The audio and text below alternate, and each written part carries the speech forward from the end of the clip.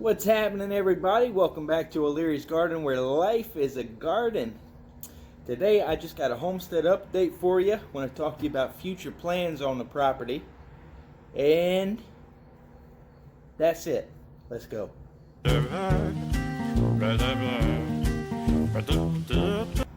So I want to walk you through the garden one more time and just show you again how much we got and how much we fit into this tiny little space.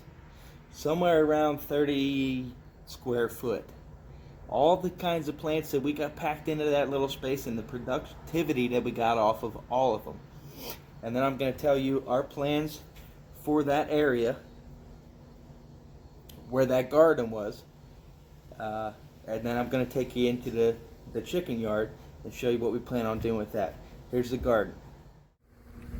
So just to go over this one more time, I want you to have a good look at my garden this year.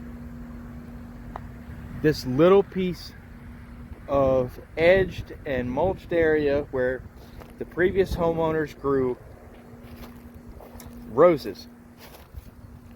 This right here. This is where we grow all our food this year. Just threw some stuff in there. Let me get this out the way so you can see.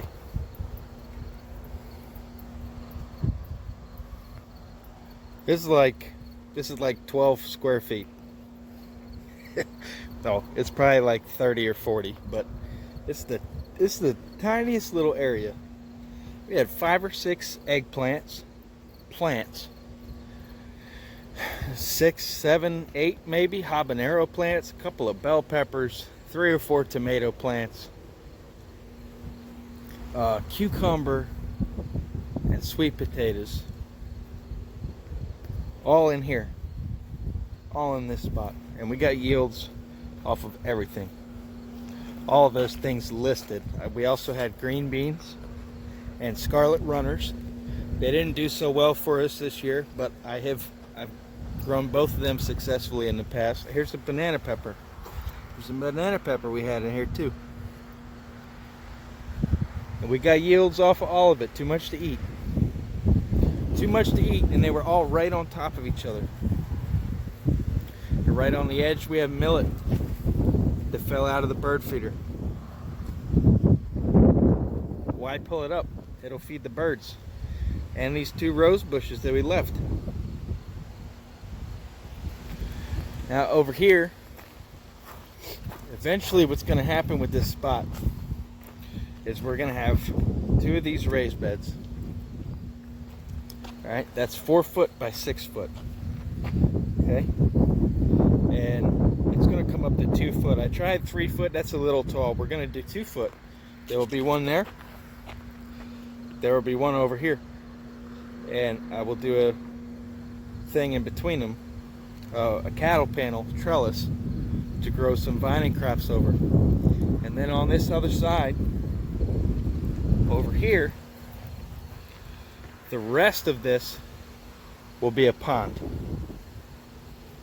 And we'll take all of that top water, plant growth, and algae, water changes all will get dumped into these raised beds. And these are going to be the primary, production of food directly for the house. It's right here, right out the back door. He's alive. I know he looked dead just there, but he's good. See? Jeff.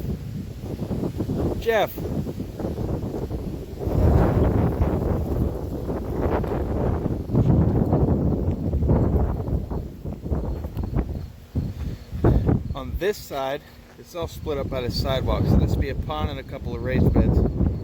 On this side, we've got 1, 2, 3 blueberry bushes right now. We'll probably fill this in with some other types of things. I'm still considering kind of undermining this concrete and putting in some kind of pathway underneath it and putting another pond here, kind of like this, so that the 2 are connected and the fish could swim underneath the sidewalk. I think that'd be pretty cool.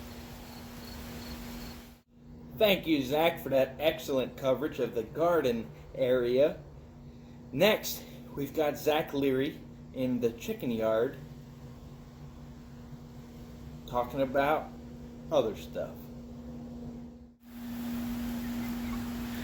Eventually this rabbit hutch will get finished, and this will house 2 does.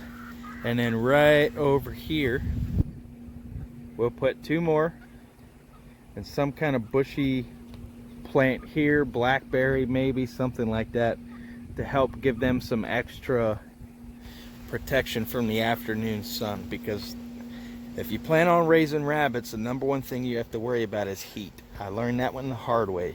I lost a purebred Flemish buck to heat stroke, and it really hurt my feelings.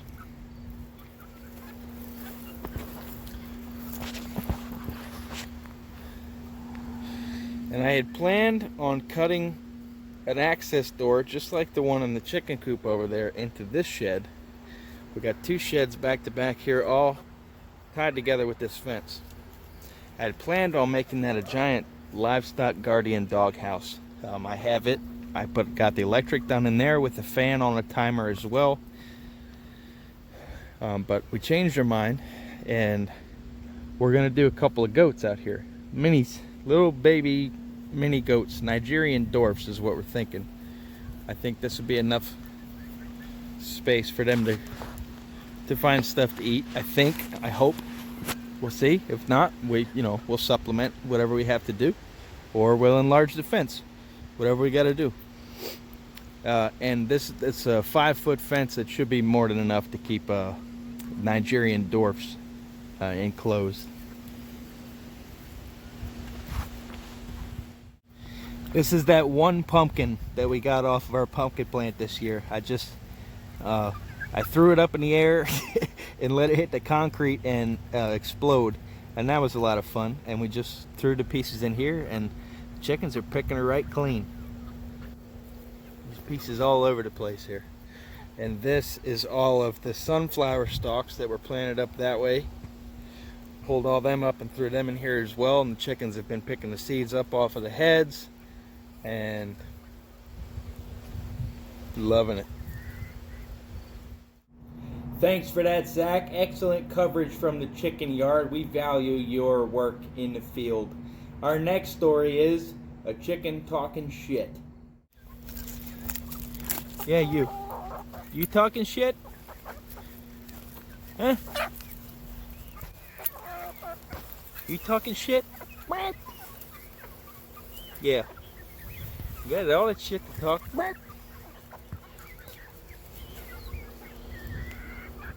With that, this has been another Hoobie Doop with O'Leary's Garden. If you like the work we're doing here, don't bother doing your Amazon shopping at O'LearyLink.com because Amazon told me that I wasn't turtley enough for the Turtle Club. I made like 30 bucks and they kicked me off. So, if you like the work we're doing here, don't forget to like and subscribe. Thanks for watching, and I'll see you on the next one.